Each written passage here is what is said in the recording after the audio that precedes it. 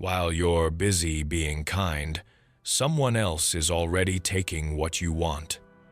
While you wait for fairness, others are quietly rewriting the rules. Here's the cold truth no one likes to say. The world isn't a playground where the good are rewarded. It's a chessboard where the sharpest players advance and the naive are crushed beneath them. Right now, someone is applying psychological strategy to get ahead of you. They've realized what you haven't, that power isn't given freely, it's seized. That respect doesn't come from kindness alone. It's commanded through strength, control, and timing. And while you're playing checkers, they're playing chess with your life. You still think the world runs on fairness. Look around. The one who speaks the loudest gets heard. The one who plays the game best gets rewarded. And the one who truly understands human nature ends up getting everything they want. What follows are 8 dark psychological principles used by the powerful to dominate, influence, and win. Strategies that most will never grasp because they're too busy believing in comforting lies about how the world should be instead of how it actually is. These aren't feel-good lessons from some cheerful motivator. They are cold, deliberate methods drawn from centuries of human behavior, refined by thinkers like Niccolo Machiavelli, and proven by every person who has ever held real power. You're about to see how society truly works beneath the polite smiles and empty promises. You'll realize how your good nature has been turned into a weapon against you and how to turn it back in your favor, so you're the one writing the rules instead of obeying them. By the end, you'll see through the illusions people live by the myths about success, relationships, and power. You'll understand why the nice finish last, and more importantly, how to rise first without losing who you are in the process. Number 1, understand society's hidden rules. Here's what they don't teach you. Society operates under 2 rule books, the one you're told to follow and the one that actually decides who wins. The public rules sound noble: work hard, be honest, treat others fairly, and success will come. Those rules exist to keep most people obedient, chasing approval, and competing for scraps. Meanwhile, the real players follow another set entirely. People respect strength more than kindness. They follow confidence more than skill. They reward those who make them feel something, not those who always do everything right. And here's the cruel twist: they'll punish you for honesty if that honesty threatens their comfort. Look at your world. Who climbs higher, the hardest worker, or the one who makes the boss feel powerful? The most skilled, or the one who knows how to play the politics? Every circle, from friendships to corporations, runs on unspoken hierarchies. There's always someone setting the tone, someone pulling the strings, and someone everyone else silently follows. If you don't know who that person is, it's not you. Those who win understand this game of perception. They know image outweighs merit, and emotion influences decisions more than truth.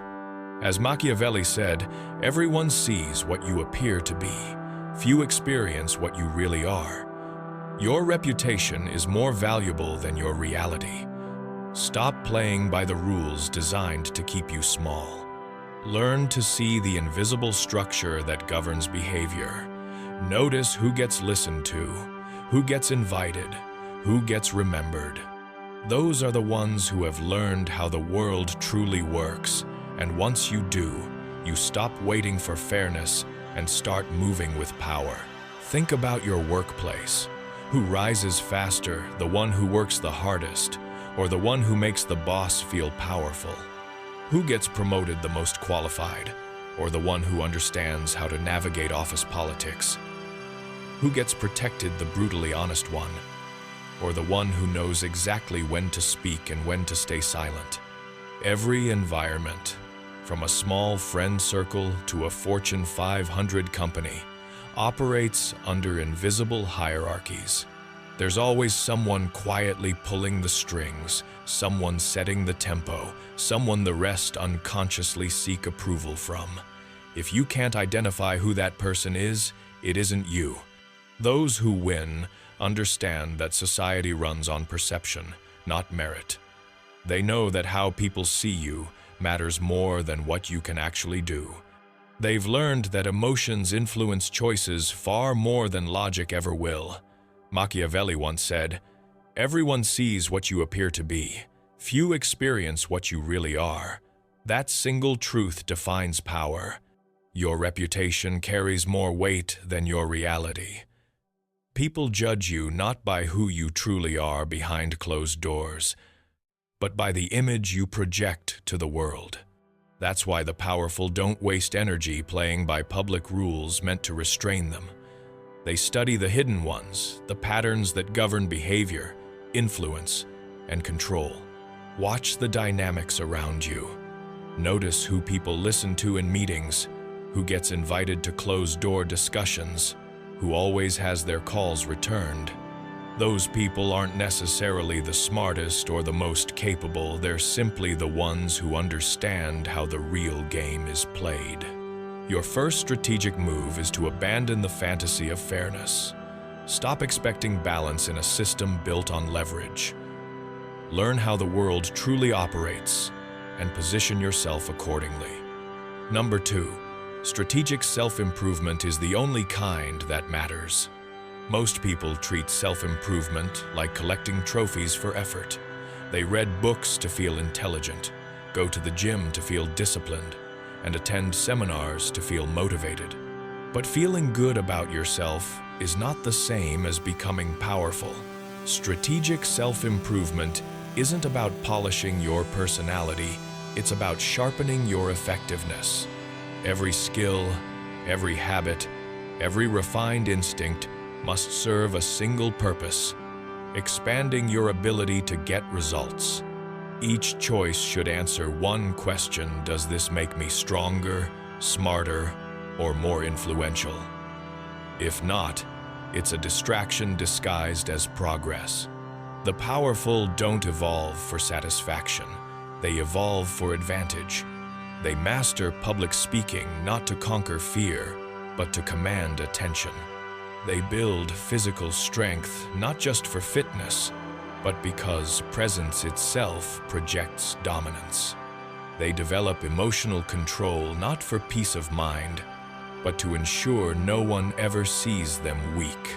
Every truly successful person shares one trait: they weaponize their development. They identify the exact skills that create leverage in their domain, and they refine them relentlessly while everyone else spreads their energy across a dozen hollow trends. You're not trying to become some idealized best version of yourself. You're becoming the version that gets tangible results in the real world. That sometimes means being less accommodating, more strategic, and occasionally more ruthless in your focus. Machiavelli wrote, "The lion cannot protect himself from traps, and the fox cannot defend himself from wolves. One must therefore be a fox to recognize traps and a lion to frighten wolves. Your growth must do both: make you clever enough to spot danger and strong enough to confront it." Number 3, building bulletproof self-esteem through dominance, not validation. Your self-esteem is under siege every single day, and most people never even notice it. Social media parades people who seem to live better lives. Your boss treats you like you can be replaced at any moment. Your family questions your choices as if you don't know what you're doing. The world constantly whispers that you're not enough, not unless you buy more, look better, or achieve something that meets its impossible standards. Most people try to repair their self-esteem by chasing validation. They post pictures hoping for likes, work overtime hoping for approval, and bend themselves into shapes others find acceptable. But self-worth built on validation is a structure made of sand. It sinks the moment others stop feeding your ego. True confidence doesn't come from applause. It comes from command, from owning your life completely. It's the strength that grows when you realize you can handle anything without needing permission or reassurance. It's built by winning quiet battles with yourself, setting personal standards and enforcing them. You make promises to yourself and keep them. You stop begging for opinions you never needed. You trust your judgment and act with certainty. Every time you choose discipline over comfort, you strengthen your foundation. Every time you defend yourself instead of staying silent, you prove that you can protect your own interests. Every time you achieve something solely through your own persistence, you add another piece of evidence that you are capable and powerful. But the truth most people avoid is that real self-respect often requires friction. Sometimes it means disappointing others. It means saying no when they expect yes. It means pursuing goals, even when no one else believes in them. It means being willing to be misunderstood, even disliked, if it means staying loyal to your own standards. Machiavelli once wrote, "It is better to be feared than loved if you cannot be both." Apply that wisdom inward. It's better to respect yourself through consistent action than to love yourself through empty affirmations. Self-respect built on discipline lasts. Self-love built on comfort fades. Stop seeking validation from people whose opinions will never change your destiny. Start building a record of proof of promises kept, challenges conquered, and values defended. That's where unbreakable confidence begins. Number 4, the art of strategic thinking, seeing 3 moves ahead. While most people react to whatever happens in front of them, strategic thinkers are already shaping what happens next. They understand that every action creates a chain reaction. Every decision opens certain doors while sealing others. Every move on the chessboard shifts the entire game. This is why you often feel like you're playing catch-up while others glide ahead. They're not luckier, and they're not necessarily smarter, they're simply thinking further ahead. Strategic thinking begins with one internal discipline: projection, the ability to ask not just what now, but what next. Every choice must be followed mentally with a series of then what scenarios. You accept a job, then what? You start a new relationship, then what? You invest your time, your money, your trust, then what? Most people stop thinking once they reach the first result. Strategists trace the entire chain 3, 4, 5 steps ahead. They don't just plan for what they hope will happen. They plan for what might go wrong, how others might react, and how to position themselves to benefit no matter the outcome. That's the difference between those who adapt and those who control. In real life, this distinction becomes obvious. In a meeting, when a new idea is presented, everyone else evaluates whether it's good or bad. The strategic thinker already calculates how it affects the hierarchy, who gains power, who loses it, and how they can maneuver to emerge stronger regardless of what unfolds next. The strategic thinker is already mapping outcomes long before others react. They're calculating who will take control of the project, how it will shift team dynamics, what resources it will drain or demand, and how the success or failure will ripple through their own career path. When dealing with difficult people, most focus only on the immediate tension. The strategist looks beyond the moment, analyzing how to neutralize that person's influence, limit their ability to cause problems, or quietly position themselves to gain an advantage no matter how the other behaves. This isn't paranoia, and it isn't manipulation. It's preparation. It's the discipline of thinking through possibilities before they occur, creating backup plans, running mental simulations, and staying aware of how today's decisions will either limit or expand tomorrow's options. Machiavelli once wrote, "The wise man does at once what the fool does finally." Strategic thinkers act early, when choices still exist, instead of waiting until circumstances strip them of power. They make the hard calls when they still have room to maneuver. Practice this habit immediately. Before any major decision, outline 3 possible outcomes and how you would respond to each. Before entering an important interaction, analyze what the other person wants, what they fear, and how you can align your position so that no matter how they move, you still progress. That's not luck, that's strategy. Number 5, developing unbreakable inner strength. Strength isn't about muscle or volume. Real strength is internal. The ability to stay calm while others panic, to choose logic when emotions rise, and to keep moving toward your objective when everything around you begins to collapse. Most people's strength is conditional. It exists only when life is easy, friends are supportive, and the path is clear. The moment things go wrong, their composure breaks. Their confidence fades, their decisions crumble, and they reach for comfort instead of solutions. Unbreakable strength is built differently. It's forged by deliberately entering uncomfortable spaces and proving to yourself that you can endure. It's the courage to face your fears instead of avoiding them, to tackle problems instead of waiting for rescue, and to choose the harder path because it's the one that leads somewhere real. Every time you face fear and walk through it, you grow. Every time you experience loss or failure and rebuild anyway, you harden your resolve. Every time you make a painful decision and accept the outcome, you become more unshakable. But here's the divide between those who think they're strong and those who truly are. Genuine strength is built in silence. The unseen work, the habits, the restraint, the self-discipline when no one is watching defines how you perform when the world is watching.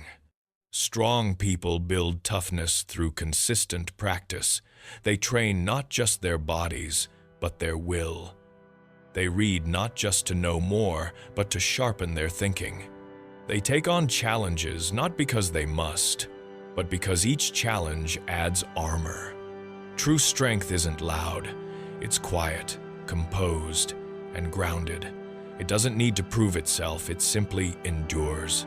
Machiavelli once wrote, "Every man who attacks my state is my enemy, and I can have no worse enemies than those who attack the foundations of my state." Now, apply that wisdom to yourself. Every time you surrender to weakness, you're striking at the core of your own foundation. Every time you choose comfort over growth, you're weakening your defenses for the future. Stop chasing the easy route. Instead, train yourself to endure the hard one. The resilience you build through small struggles today becomes the armor that shields you in tomorrow's battles. Law 6. Mastering psychological dominance without aggression. True dominance isn't about intimidation, manipulation, or force. That's the tool of the weak, those who confuse fear with respect. Real psychological dominance is quiet, calm, and magnetic. It's about becoming the kind of person people naturally listen to, trust, and follow. It starts with presence. Dominant people carry themselves with certainty. They take space without hesitation. They speak with clarity, hold steady eye contact, and never over-apologize or seek approval for their opinions. Their very posture says, "I belong here." But that's just the surface. Mental dominance is forged in how you act when everything falls apart. It's being the calmest person in the room during chaos, the most prepared when it matters, and the one who keeps making clear, rational decisions under pressure. Here's what most don't understand. Dominance isn't about controlling others, it's about mastering yourself so completely that others naturally sense your power. When you stay composed under stress, people trust your stability. When you deliver what you promise, they trust your word. When you solve problems without complaint, they trust your capability. True dominance also comes from boundaries. You teach people how to treat you by what you tolerate. You don't debate with those acting in bad faith. You don't waste energy on those who waste your time. You don't justify yourself to those who haven't earned that right. Instead of punishing or arguing, you simply withdraw, access your time, your energy, your presence. This creates a powerful psychological effect. People begin to respect your space, your focus, your silence. They know crossing your lines comes with natural consequences. Machiavelli also said, "Men willingly believe what they wish to believe." A psychologically dominant person understands this truth and uses it wisely. They present themselves in a way that makes others want to believe in their competence, reliability, and worth. The goal isn't to make people fear you, it's to earn such deep respect that opposing you feels pointless. Because once you've built real psychological dominance, people don't need to be told to follow your lead, they simply do. Law 7. Cultivating magnetic confidence that attracts power.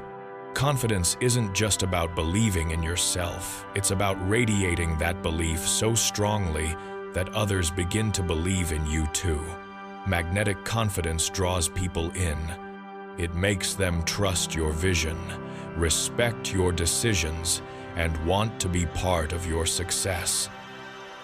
Most people's confidence is defensive. They're constantly trying to prove they're good enough, smart enough, or deserving of recognition. But that kind of confidence pushes power away, it signals insecurity. Magnetic confidence, on the other hand, is offensive. It doesn't beg for approval, it assumes it. It carries the quiet certainty of someone who knows their worth. Defensive confidence says, "Please believe I can do this." Magnetic confidence says, "Here's how we'll get it done." Defensive confidence craves validation. Magnetic confidence provides leadership. You build magnetic confidence through evidence. Every goal achieved, every problem solved, every hardship endured, they all become proof of your capability. That proof transforms belief into certainty. Your confidence no longer rests on empty hope, it stands on results. But here's the higher level: true confidence isn't pretending to know everything. It's being unshakably secure in your ability to figure things out. You don't hide from challenges that expose your limits. You chase them because you know they'll expand your strength. Magnetic confidence is also rooted in controlled vulnerability. The most secure people aren't afraid to admit mistakes, ask for help, or acknowledge what they don't know. That honesty doesn't weaken them, it makes them more trustworthy, more human, and paradoxically, even more powerful. Because when you carry the calm certainty of someone who can handle both victory and failure, people feel it, and they can't help but be drawn toward it. Number 8. The ultimate power of strategic silence. In a noisy world where everyone is desperate to be heard, silence has become the sharpest weapon of power. While others overshare, over-explain, and overexpose, strategic silence turns you into something rare, someone who is calm, unreadable, and dangerous. Most people fear silence. They fill every pause with meaningless noise, trying to appear confident. But every unnecessary word gives away something valuable: your intentions, your emotions, your weaknesses. The truth is simple. The more you speak, the more you reveal. The more you reveal, the easier it is for others to use that information against you. Strategic silence isn't about being cold or antisocial. It's about control. It's knowing that information is leverage and that the one who controls information controls outcomes. When you master silence, you dictate the rhythm of every interaction. When someone asks you a question you'd rather not answer, don't rush to speak. Maintain steady eye contact, stay composed, and let the silence do the heavy lifting. Most people can't handle that tension. They'll fill the gap themselves, often saying more than they should. In negotiations, the first person to break the silence usually loses leverage. In conflict, the calm person always looks stronger than the emotional one. In relationships, the quiet observer learns more about others than any loud talker ever will. Strategic silence also means moving in silence. Don't announce your plans, execute them. Don't explain your motives, prove them. Don't justify your choices, let your results defend you. Silence protects your energy and multiplies your impact. It builds an aura of power that words can't match. Machiavelli once said, "Never was anything great achieved without danger." The danger of silence is being misunderstood, but the reward is control. The underestimated are the most unpredictable and the most powerful. Stop explaining to people who don't deserve explanations. Stop revealing plans that gain you nothing. Stop speaking when silence would serve you better. When you speak less, every word you do say gains weight. Now, you understand what most never will. Society doesn't reward fairness. It rewards strength, clarity, and strategy. Power isn't corrupt. It's essential. These 8 principles aren't about changing who you are. They're about sharpening the version of you that already exists. Your challenge: choose one of these 8 laws and apply it this week. Not later, not someday now. Because knowing without acting is the same as not knowing at all. You didn't read this to be entertained. You read this because you're done being outplayed by people who simply understand the rules better. Now you understand them too. The only question left is, what will you do with that understanding? In a world full of noise, power belongs to those who move with purpose, speak with intention, and think 3 steps ahead.